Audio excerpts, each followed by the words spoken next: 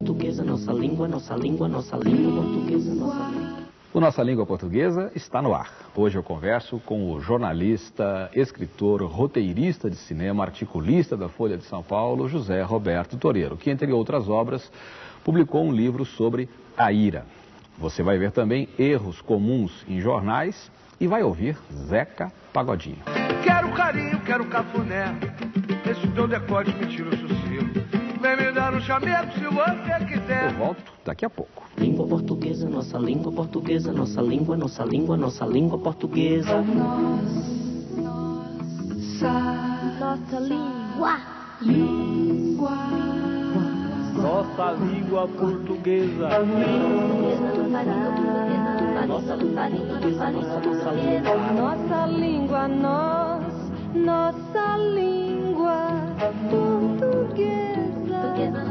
nossa língua, nossa língua portuguesa. Nossa língua, nossa língua.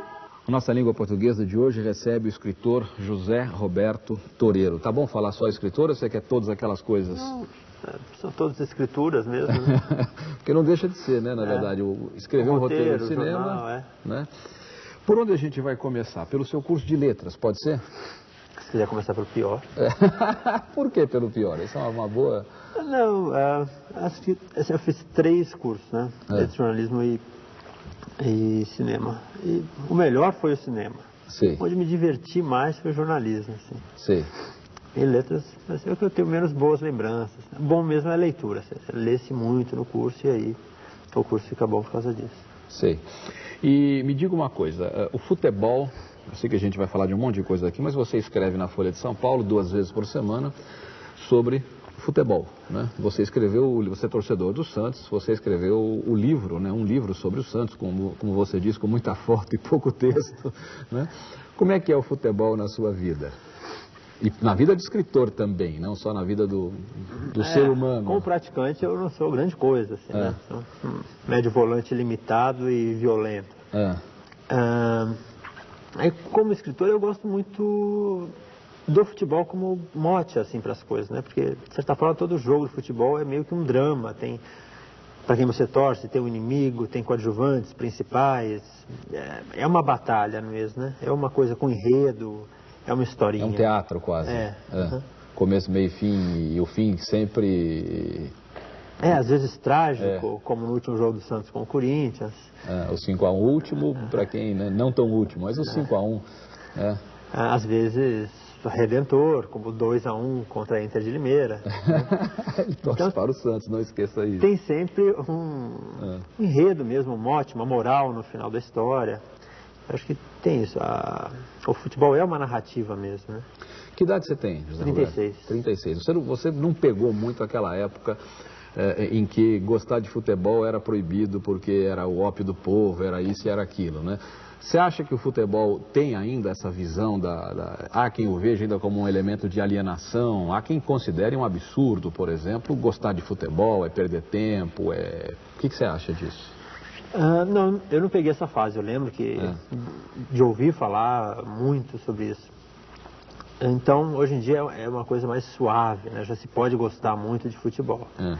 Mas eu ainda acho estranho quando se gosta demais, uma coisa doentia, né? Às vezes eu recebo e-mails de pessoas, e-mails violentos, bravos, assim, geralmente jovens, porque eu esqueci de falar do ponto esquerda do time dele, um detalhe, assim, né? E as pessoas levam muito a sério, como se o futebol fosse a coisa principal da vida delas, né? E não é, futebol... Claro. Eu acho que o Nelson Rodrigues falou que é a mais importante das coisas sem importância. É isso, não é mais que isso. Bom, e por falar em coisa séria e em coisa engraçada, o humor é uma marca do seu texto, você trabalha um pouco com isso e tal. De onde vem esse seu humor? De onde que você... Qual é a fonte, qual é a razão, como é que você trabalha com isso? Acho que é da observação das coisas, porque pensando bem, tudo é muito engraçado, ou quase tudo, pelo menos, né? Eu falando aqui, por exemplo, muito sem jeito, é uma coisa muito engraçada para quem está vendo, provavelmente. Para mim não, é meio sofrido, mas dependendo do ponto de vista, tudo pode ser contado de uma forma cômica, né? E acho que eu procuro meio que naturalmente ver esse lado. O humor também talvez tenha sofrido a mesma carga preconceituosa que o futebol sofreu durante um certo tempo. Talvez o humor tivesse sido visto já numa época como elemento de alienação, não sei o quê, não sei o quê. Hoje também está liberado. O humor acho que não sofreu tanto, porque existia um humor de resistência. O Pasquim, Enfio, o humor político. O político, claro. Então acho que ele acabou se livrando um pouco dessa pecha, assim, né? Ele é mais poupado do que o futebol.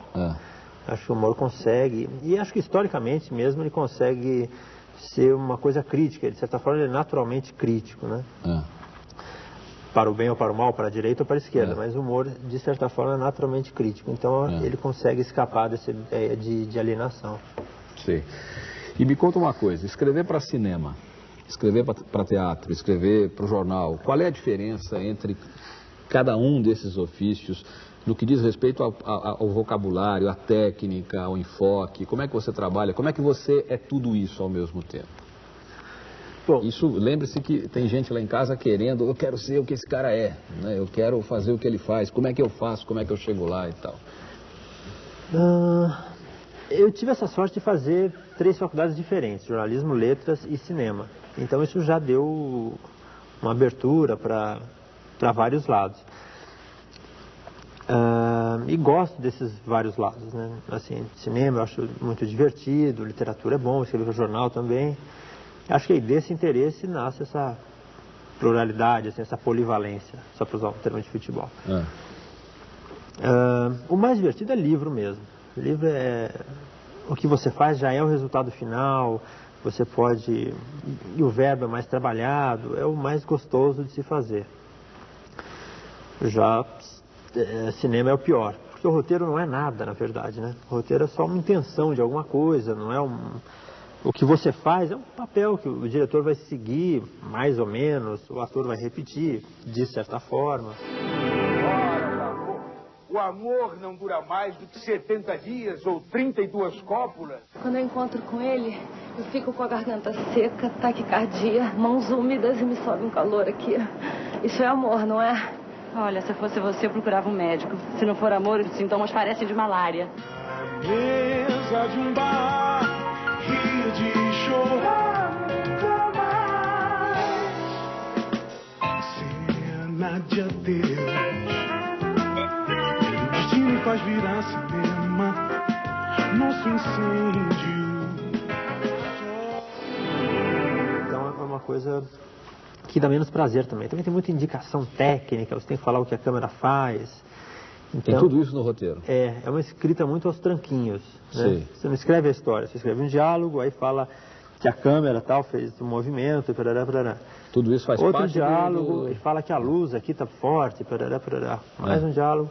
E esses tranquinhos é uma coisa muito desagradável. Na literatura não existe isso, é mais corrida. Né? Em teatro é mais parecido, teatro é mais escorreito que no cinema.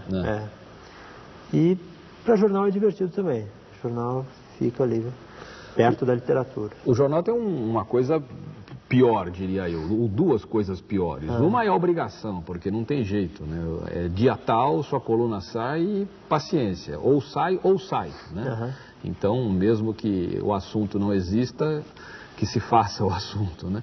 E o espaço, né? Que é também uma coisa... Você escreve 527 palavras, né? Todas, 2 vezes por semana. Como é conviver com isso? Como é que você doutrinou isso? Como é que você dominou isso? Como é bom e é ruim, né? O ruim é que você tem mesmo que fazer aquilo, não tem escapatória. Tem dia que você acorda e queria escrever outra coisa, ou nada, ou nem queria acordar. Mas tem que fazer... Por outro lado, essa obrigação obriga você a ser criativo. Às vezes não tem um fato, mas você tem que arrancar o fato de alguma coisa. E aí você, em vez de fazer uma reta, assim, pegar um fato e fazer um jogo de futebol e comentar, você tem que achar alguma coisa. Então, sei lá, esses dias, por exemplo, eu lembro que eu vi uma toalhinha do McDonald's onde tinha os animais misturados e tal. Aí eu pensei, vou usar aquilo, e aí fiz jogadores misturados, né? Ricardinho com o Valdo, dá um Rivaldo, coisas assim. Que legal. Mas vários. Então, E aí sai do nada, né? Isso é bom para a criatividade, você acaba aprendendo técnicas, isso eu posso usar em algum livro depois. Então você acaba aprendendo truques, né? Saídas que são muito úteis depois para cinema também, né? E acaba sendo um estímulo para a criatividade. Eu te perguntei dessa história de escrever na marra, né, de certa forma. O telespectador não vai pensar que nós somos todos, nós colunistas, somos sofredores contumazes, não é isso. Mas às vezes acontece, o relógio vai andando e a gente, e agora, né? Escrever por encomenda, sob encomenda, é a mesma coisa? Dá a mesma aflição ou não? Ou é mais tranquilo? Mais tranquilo, acho que não. Acho que é a mesma dificuldade. Né? Às vezes é menos prazeroso, quando a encomenda é muito longe do que você quer. Por exemplo, um filme sobre violência. Aí eu não saberia fazer direito, até, acho. Mas quando é uma encomenda com a qual você combina com o tom da coisa, aí é fácil. É quase como uma que você tenha feito assim, por livre e espontânea vontade. Por exemplo, isso aqui, este livro aqui foi uma encomenda, né? Da coleção Plenos Pecados, né? Parece que você pôde escolher tudo, até o pecado. Então foi uma encomenda leve, quase não foi uma encomenda. Aí eu escolhi fazer a ira, e dentro da ira eu poderia fazer qualquer coisa. Eu podia fazer um casal brigando, uma guerra, que foi o que eu escolhi. Isso, Guerra do Paraguai, né? Que você... É de leve a Guerra do Paraguai, né? Como é que foi parar Como é que a Guerra do Paraguai veio parar aqui? Tem um raciocínio assim, a ira, eu pensei que o lugar onde mais deve haver é a guerra, então eu escolhi a guerra. A maior guerra da qual o Brasil já participou é a Guerra do Paraguai, onde mais morreram brasileiros e tal. Então escolhi a Guerra do Paraguai. Mas eu não queria fazer um livro histórico, mesmo porque a Guerra do Paraguai é muito complicada, né? Ela tem ataque por cima, por baixo. Eu queria fazer uma coisa mais... Tem várias versões, né? Tem a versão oficial, a não oficial, que é triste, né? Que o Brasil teria participado de um massacre monumental junto com o Uruguai e a Argentina, né? Então a coisa é delicada mesmo. Então eu escolhi fazer mais uma fábula. Então peguei alguns fatos da Guerra do Paraguai, inventei outros e fiz uma fábula de um soldado que faz uma guerra muito mais simples. É um só pelotão, ele entra no país e quer matar o ditador daquele país. É uma redução da Guerra do Paraguai. Mas é uma fábula, não chega a ser um romance histórico, como o Chalaça ou Terra Papagaio. O Chalaça foi premiadíssimo, né? O Chalaça ganhou o Jabuti, o livro do ano, mais uns outros prêmios. Assim. E você disse que o Chalaça está vivíssimo por aí, né? Existem... Tem vários, né? O Chalaça é a sombra do imperador, a sombra do poderoso, né? Eminência parda, meio... não tão parda. Que serve de secretário, de alcoviteiro e tal. E é uma coisa que nunca acabou, né? Na verdade, o Chalaça é só o primeiro, o fundador da dinastia, mas tem vários, né? Hoje em dia eles são bons, porque aparecem pouco, né? Mas, por exemplo, no governo Collor eles eram claros, né? Existia aquela camarilha. Sim, né? Que belo termo esse. Cláudio Humberto, Cláudio Vieira, o próprio PC Faria, de certa forma, cuidando da parte econômica, né? Existia uma turma por trás, que existe sempre, né? E existe hoje também. Esse termo chalaça, eu tive a curiosidade de procurar a origem. Você sabe a origem da palavra? Eu sei o significado, é piada, xiste, anedota. Mas é muito legal, porque chalaça é de charlar, que vem do italiano charlare, né? Que é falar, chiacchierare, né? Cicciarare, como se diz em italiano. Que é essa falação, né? Desmedida, despregada, né? Falar. E daí, para nós, deu o charlar, né? E o chalaça, aí, né? Que é da mesma família. Quer dizer, uma falação, no caso específico, uma falação com fim de zombaria, né? Um dito de humor, de zombaria. Que mostra muito a personalidade do Chalaça. Um apelido geralmente mostra muito a pessoa. Toninho Malvadeza, por exemplo. Mostra muito da personalidade do dono do apelido. Bom, e me diga uma coisa, vamos falar um pouco aliás, não, antes de falar queria falar de língua, vou falar desse livro aqui, que está sendo reeditado, é isso? Relançado ou não? Eu e o Marcos Aurélio Pimenta, que é o outro autor, a gente refez o livro, quer dizer, reescreveu mais uma vez e lançou de novo. O Terra Papagalis. Papagali, né? Eu pus o S por minha conta aqui. Que desculpa. É meio que... Não, todo mundo põe. Vamos falar um Brasilis também. Até quem já leu o livro, é engraçado, porque é muito forte, né? O Terra Brasilis. Que é a história de um degredado, descobrimento do Brasil do ponto de vista de um degredado.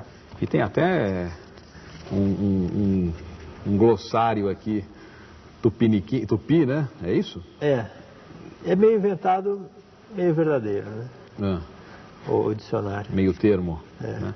E qual é a temática exata disso? Que você falou que é um degredado, mas e aí? É bem um descobrimento. É um degredado, Cosme Fernandes, o bacharel da Canané, que é um personagem que existiu mesmo, né?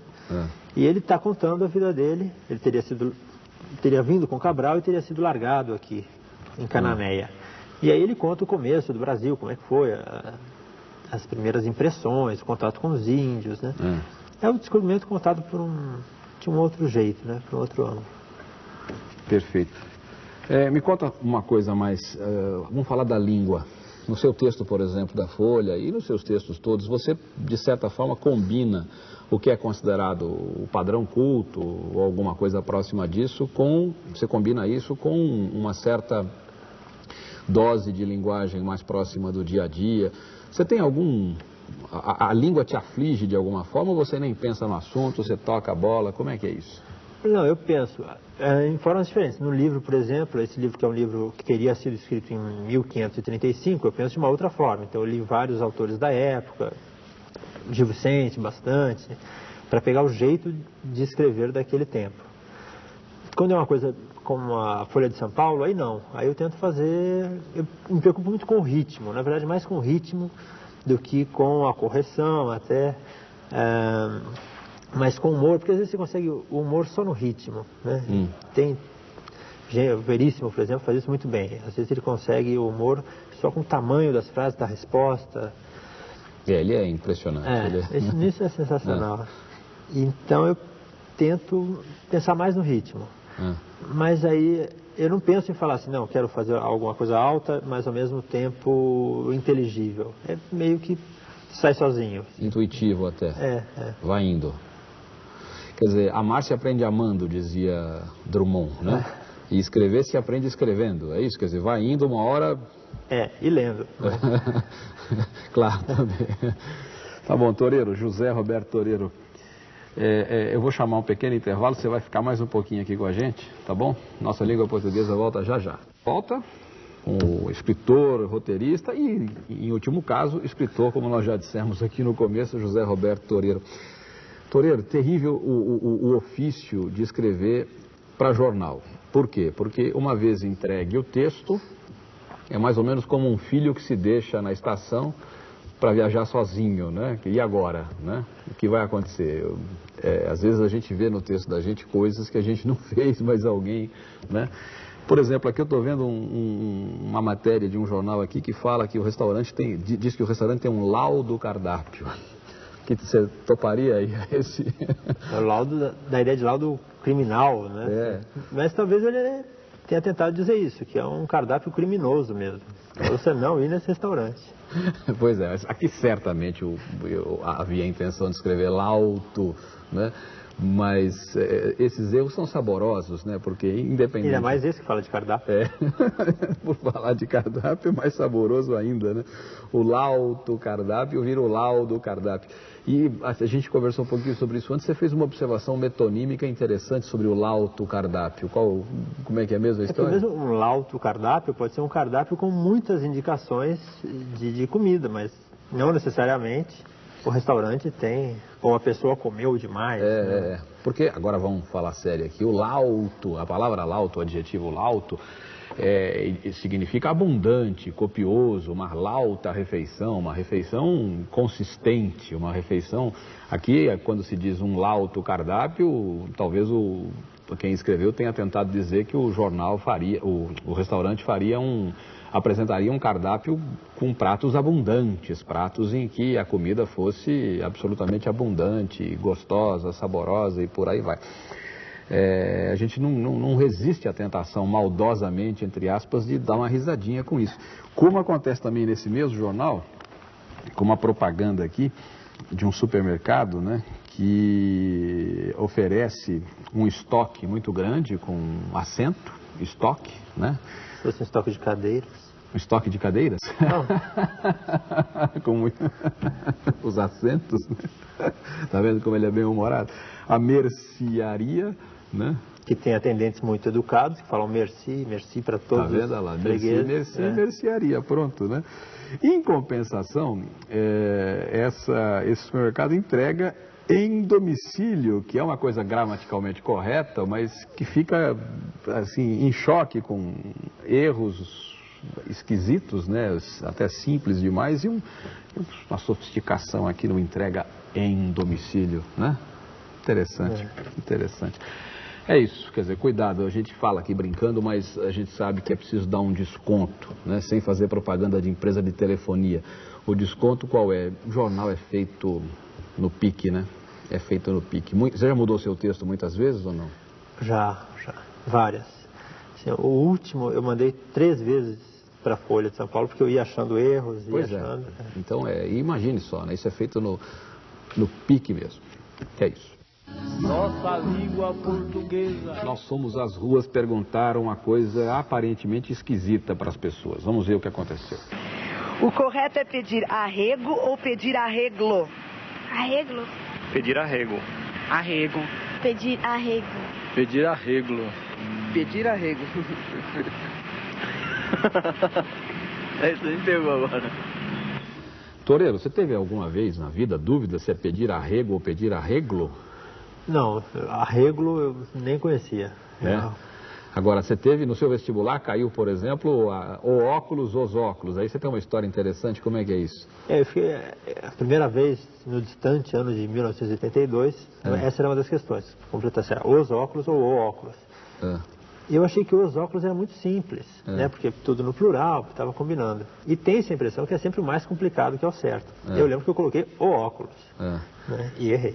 E errou mesmo porque são 2, né? Cada um deles é um óculo, são os óculos, então. Agora, e por que tocamos nesse assunto? Porque a pergunta às vezes intimida, o que nunca foi dúvida vira dúvida, né? A gente fez isso de propósito, não precisa ficar achando que a gente acha que alguém suponha que seja arreglo, não. Mas aí as pessoas, diante do microfone e tal, acabam partindo pro arreglo.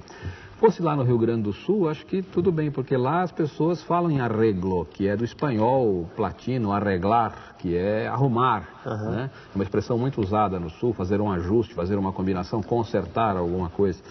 Agora, sabe o que o Aurélio dá para pedir arrego? Você vai saber depois. Eu vou chamar o Zeca Pagodinho, que ele vai cantar aqui pra gente um pedacinho. Tem lá um pedaço que eu quero que você ouça, depois eu falo aqui do Aurélio. Fingindo inocente, toda saliente, vem me olhando diferente, chego a estremecer, meu Deus, que avião, chamando minha atenção, balança meu coração, quer me enlouquecer, machuca esse teu nego, eu não vou pedir arrego, não vou fraquejar, você fazendo jogo duro, só penso no teu sussurro, dentro de um quarto escuro, querendo me amar. Pois é, a canção aqui diz, balança meu coração, a canção se chama Posso Até Me Apaixonar, de Dudu Nobre, com Zeca Pagodinho, chamando minha atenção, balança meu coração e quer me enlouquecer, machuca esse teu nego, eu não vou pedir arrego, né? Não vou fraquejar. Pedir arrego no dia a dia é fugir do pau, né? Fugir do pau. Ele pediu arrego, ele fugiu do pau, desistiu, refugou, aquela coisa toda. No Aurélio, pedir arrego, ele manda ver uma outra expressão, pedir penico.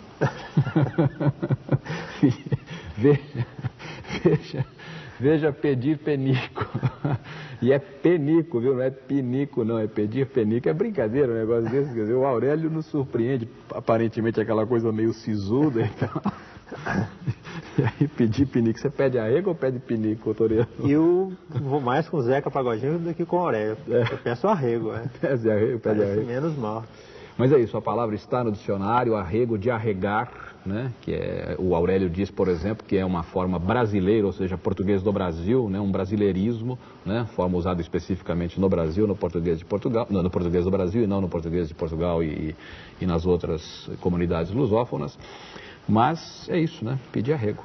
É, parece melhor do que pedir penico. É muito melhor, e não né? dá margem a uma conotação. É, também acho. Vamos pedir arrego, então. É isso. Nossa língua. A dica de hoje é super simples, mas deixa muita gente atrapalhada. Toreiro, o lobo é mal com L ou mal com U? O lobo representa o mal com L, mas ele é mal com U. E ele é mal com U porque ele não é? Bom. Porque ele não é bom, né? Mal com U é o contrário de bom. Ele representa o mal porque ele não representa o bem. Mal com L é o contrário de bem. Essa é uma dica tranquilíssima. Mal com L, contrário de bem. Mal com U, contrário de bom. Aí você vai me dizer, mas e se na hora H eu lembrar que uma é o contrário da outra, mas se eu não lembrar quem é o contrário de quem? Uma dica tranquilíssima. Ordem alfabética. Mal com L e mal com U. As duas começam com M, depois vem A. Quem resolve a parada? A última letra, né? L vem antes de U, portanto, mal com L vem antes de U de mal com U na ordem alfabética. Do outro lado, bem e bom. As duas começam com B, a segunda letra que resolve a parada. O E vem antes do O. Bem vem antes de bom. Pronto, colocando em ordem alfabética, o lobo mau é lobo mau com U, porque não é bom, né? E representa o mal com L, porque não representa o bem. É isso? É isso. Tá dada a dica. Nossa língua portuguesa. Nossa telespectadora Irene Silva, que deve ser de São Paulo pelas referências telefônicas aqui, pede um esclarecimento. Ela está no telefone, ela está ao telefone. Recentemente a revista Veja fez uma matéria sobre animais no volante. Era a capa da revista, Animais no Volante. E o pessoal até me procurou depois para discutir o assunto e fiquei sabendo que muitos leitores escreveram lá, como que é isso, uma revista que põe animais no volante, não estão no volante, estão ao volante e tal. Toreiro, esquece a gramática, esquece. Se você fosse escrever um texto, uma coluna lá para a Folha de São Paulo e você precisasse relatar que estava... Eu colocaria no. Estava no telefone. É a tendência brasileira. Falando, pelo menos, é isso, né? Uhum. Tá? Ele não pode atender agora, ele está no telefone. Né? A gente fala isso. Quem está no volante? Quem está no volante? Fulano, né? Na linguagem do Brasil, no prevalece sobre ao. Isso é ponto pacífico. Em relação à dita norma culta, as gramáticas e tal, não há, assim, 100% de acordo. Um gramático tido como conservador, Napoleão Mendes de Almeida, dizia que fulano está no telefone. Dizia que estar ao telefone é galicismo, ou seja, construção francesa, né? Inspirada no francês. Outros gramáticos, muitos deles não conservadores ou tidos de outra forma, dizem que é estar ao telefone, porque a preposição a indicaria proximidade e a ideia de proximidade é expressa pela preposição a. Em certos casos parece que há um consenso, por exemplo, estar à mesa e não estar na mesa, né? Porque sentar-se à mesa e não sentar-se na mesa, porque aí o sentido é claramente diferente, né? Sentar-se na mesa... Sobre a mesa. Sobre, né? A história é a seguinte, se você não quiser, em suma, entrar em choque com a maioria dos autores, né? Você vai dizer que está ao telefone, diferentemente do que é a tendência brasileira, pelo menos na língua falada. Mas há quem defenda estar no telefone e é uma coisa meio complicada. Para não discutir assim com a maioria, está ao telefone, preposição à ideia de proximidade. Mas há defensores da ideia de que se está no telefone. É isso. Pois é, Toreiro, acabou. Agradeço muito a você pela presença, sucesso sempre e, por favor, continue encantando todo mundo com seus ótimos textos. Tomara. É isso. Língua portuguesa, nossa língua portuguesa, nossa língua, nossa língua, nossa língua portuguesa. Nossa língua. Nossa língua portuguesa. Nossa língua, nossa língua portuguesa. Nossa língua, nossa língua, nossa língua portuguesa. Nossa língua.